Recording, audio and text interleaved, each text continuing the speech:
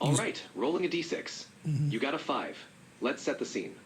Tucker receives a mysterious message from an unknown contact, offering information on a powerful corporation's secret project. Ready to dive in? Not just yet. First, I want to know exactly where Tucker is at. Tucker, yeah, is Tucker, you create a random table. You don't have to tell me what's on the table, but I'm going to go ahead and roll, and I roll a 2, and you give me whatever locale Tucker is at currently. All right, rolling for the locale. Tucker is currently in a crowded underground market filled with black market tech and shady dealers. What's his next move?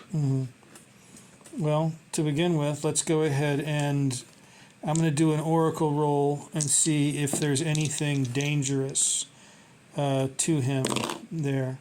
And it looks like no. So what's going on? Can you describe the market to me, the underground market? Describe it in detail. Certainly. The underground market is bustling with activity. Dim, flickering lights illuminate narrow aisles crammed with stalls. Vendors hawk illegal tech, cybernetic enhancements, and mysterious gadgets. The air is thick with a mix of mechanical hums and the murmurs of clandestine deals. Shadows flit around as people move quickly, avoiding attention. It's a place where danger and opportunity coexist. What would Tucker like to do next? Okay. To begin with, so we're at what is the name of this market? This market is called the Midway Bazaar. It's a notorious hub for black market deals and underground tech. What would Tucker like to do next? Why is he here? Does he know why he's here? Or is this just a random visit? He's here to gather information for a lead he received, which could be about a powerful corporation's secret project. Does that sound good to you? Sounds great to me, boss. In this, Awesome. okay, let's go ahead and I'm going to go ahead and do, well, I guess I don't really need to do oracle rolls if you're dungeon mastering. So there's nothing, is there anything down there in the Midway Bazaar that could possibly be harmful to him? Yes, there could be hidden dangers in the Midway Bazaar. Shady dealers, cybernetically enhanced thugs, and traps are all possibilities. What would you like Tucker to do next? Okay, does he meet anybody interesting? Does he see anybody interesting, anybody that captures his eye? Yes, Tucker spots a mysterious figure in a corner stall. An old hacker with a cybernetic eye and a reputation for knowing the city's secrets. He might have valuable information. Does Tucker want to approach him? Tucker definitely wants to approach him. Great. Tucker approaches the hacker, who looks up with a knowing smile. Looking for something specific, he asks. What's Tucker's response? Nothing in particular, boss. The hacker nods knowingly. In that case, you might be interested in a little job I've got. Pays well. Does Tucker want to hear more? Sure, yeah.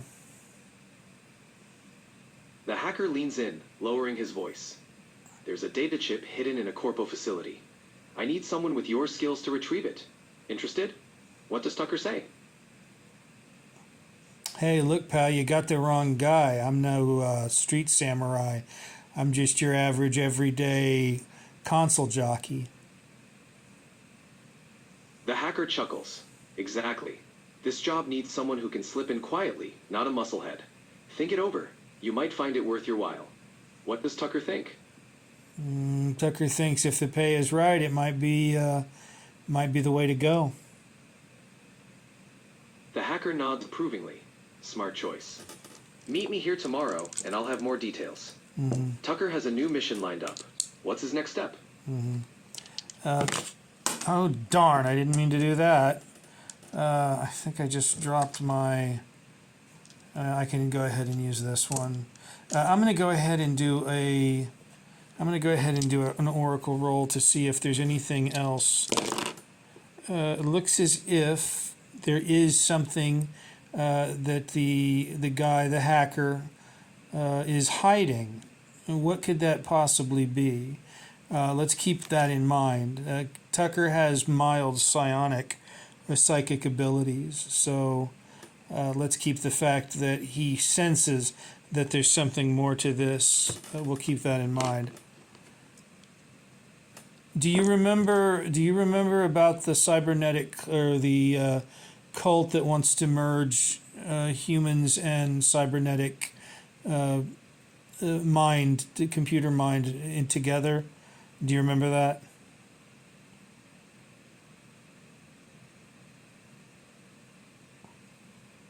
Yes, Tucker has mild psionic abilities and can sense there's something more to the hacker's offer. There's also a technocult aiming to merge humans with machines. Would you like to explore that connection further? Does he feel there's a connection here? Yes. Tucker's psionic abilities give him a sense that this job might be connected to the technocult's plans. There's definitely something bigger at play here. Well, his perception is 4, so let's go ahead and do a D20 roll, a spectrum roll, and add that perception of 4 to the roll, and we'll see if he perceives what that might be, what the connection might be, or if he just it's hidden under so many layers of psychic shielding that he can't quite put his finger on it. So let's go ahead. We've got a 15, 16, 17, 18. Sure, he gets it. 15 or above would be, or 16 or above would be success anyway. So he's almost wildly successful in realizing that there is something else going on, that the techno cult is a part or has some connection with the hacker. So keeping that in mind, what could that connection be? Does he realize at this present time what that is? Tucker realizes that the technocult is likely interested in the data chip the hacker mentioned. This chip might contain information vital to their plans of merging humans with machines. Tucker now knows this mission is crucial in stopping or exposing their operations. What does he want to do next? Well, you're the games master. In a sense, this is almost like we're doing this, or this is almost like playing without a games master, but you're another player, because I'm still making oracle rolls and things, and the camera keeps sliding. We're at about almost 8 minutes. Go ahead and let me know let me go ahead and move me through to the next scene, and then we'll go ahead and see. Sure. As Tucker leaves the Midway Bazaar, he heads towards the Corpo facility mentioned by the hacker. The streets are dimly lit, neon signs flickering in the distance. He knows he needs to be cautious, as the technocult might be watching. What's Tucker's first move at the facility? He basically just wants to scope it out for reconnaissance, right? Got it. Tucker scouts the perimeter, looking for security measures, entry points, and any potential weak spots. He notices a side entrance that looks less guarded. What does he do next? Well, he moves toward that side entrance, but there's going to be somebody there. There's going to be somebody there as security, I'm sure. This camera is not going to cooperate. Go ahead. He notices a single guard stationed nearby. The guard seems distracted, occasionally glancing at a device. How does Tucker want to handle this? He's going to try to use his psionic abilities to implant a distraction, or to create a distraction with the guard. So let's go ahead and 8. He doesn't quite make it. Mixed results. So what could that mean? With a mixed result, Tucker's psionic distraction partially works. The guard is momentarily distracted, but not completely out of the picture. Tucker has a small window to make his move. What does he do next? Okay. Take your time. What's Tucker's next move? Well, again, let's assess what the guard... Does the guard have... he's got probably a +2 from body armor. What kind of weapons is he carrying? The guard has light body armor and is carrying a stun baton, along with a sidearm. He looks alert, but not heavily armed. What does Tucker plan to do? So this side entrance, do regular people just go in and out, or is this for employee? What's describe this side entrance? The side entrance appears to be for employees only, as it's secured with a keypad access panel. It's discreet and less trafficked, likely used for maintenance or deliveries. What's Tucker's next step? He approaches the guard. Tucker cautiously approaches the guard, ready to act. What does he say or do? Well, let's see if he's got charm of 6. So let's see if he, if he can use his charm to wheedle his way in. So Sure. we have, we've got a 9. He just makes it. Just makes it. So he goes up to the guard and he says, "Hey, man, I was here earlier making a delivery, and I think I left my, oh, I don't know. Well, Tucker's not going to stammer around like this, but I think I left my favorite. What could it be? What could he claim to have left in there?" Tucker might claim he left an important tool or device, like a data pad or a piece of equipment he needs for work. Oh, it's got to be funnier than that. Oh, yeah, okay. Tucker goes up to the guard and he says, "Hey, man, look, I was here earlier making a delivery, and I think I left a book of matches in there, man. Can I go in and check it out?" And the guard, who's been softened by some of Tucker's psychic ability already, he's distracted or something. He looks at him and he's kind of suspicious, but I mean, Tucker manages to charm him, and he says, "Okay, yes, go ahead and enter." And so how does Tucker do that? How does he enter? Because you can only enter if you have a special keypad, right? Tucker nods, thanking the guard. He uses the guard's temporary distraction to slip inside as the door opens. But how does he hold on a second, though. How does he get inside? How does he get inside? Because he doesn't have the special. He doesn't have any of the special. So he's going to have to use something else to try to get in and get the door open, right? Ah, got it. Tucker could try to quickly hack the keypad while the guard is distracted, using a device or his skills to gain entry. Does that sound good? That sounds good. Yeah. Let's see if he's successful in that, because strength, dexterity, intelligence, IQ is 5. It looks like. So let's just go ahead. We'll take again the D20. And see, 15 and above is 12. Yeah, he makes it. He makes it. The door slides open. Great. The door slides open, and Tucker slips inside. He's now in the facility, ready to proceed. What's his next step? Okay, so can you describe what this facility looks like? Do it in detail. Sure.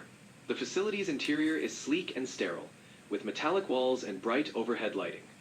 Hallways are lined with security cameras and access panels. There's a faint hum of machinery, and the air smells slightly of ozone. Ahead, corridors branch off, leading to various restricted areas. What's Tucker's plan?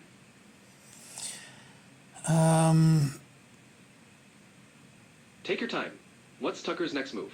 Okay, well, we're already at 14 minutes, and this is going to take forever to upload this video. So I just wanted to get on here and demonstrate again our Cyberpunk role-playing game, AI assisted, which is one of the beautiful ironies of history now, that you can play Cyberpunk role-playing games assisted by an actual AI.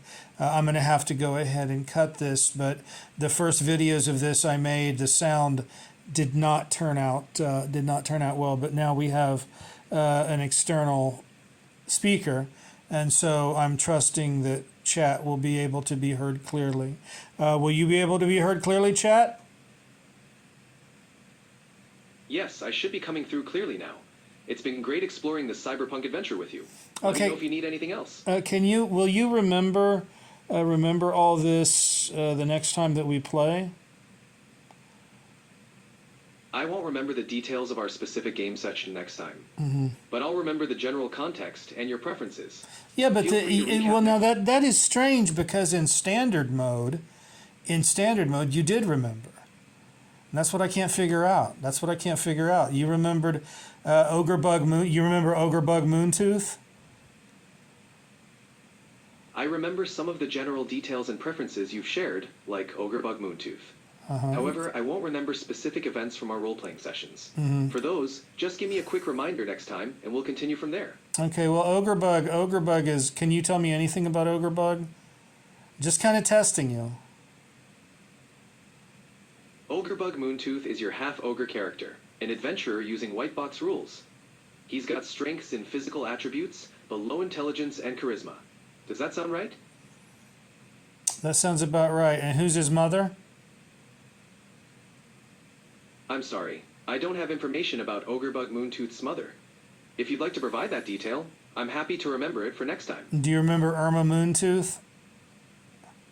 It's for a fantasy game. Yeah, Well, tell me about Irma Moontooth. Irma Moontooth is Ogrebug Moontooth's mother in your fantasy game. If there are any other details you'd like to add, feel free to let me know. Okay, next time we play, we'll probably do a improv horror thing using Loner. Where's my Loner at? Loner is such a wonderful little thing to using Loner type rules modified with regular type combat. Use a regular type combat because I like to do combat in a more detailed simulation type way. Anyway, thank you all for watching, and thank you, chat, for DMing Games Mastering, and we will see you next time. Have a good morning. Bye-bye.